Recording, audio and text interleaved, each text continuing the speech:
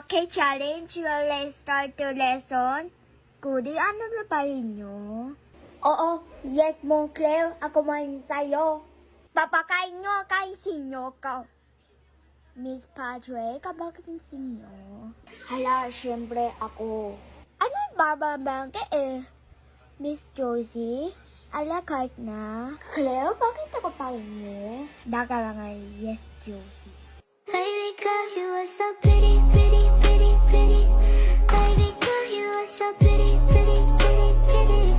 Females need you just to trick me, trick me, trick me, trick me. 'Cause baby girl, you are so easy to be.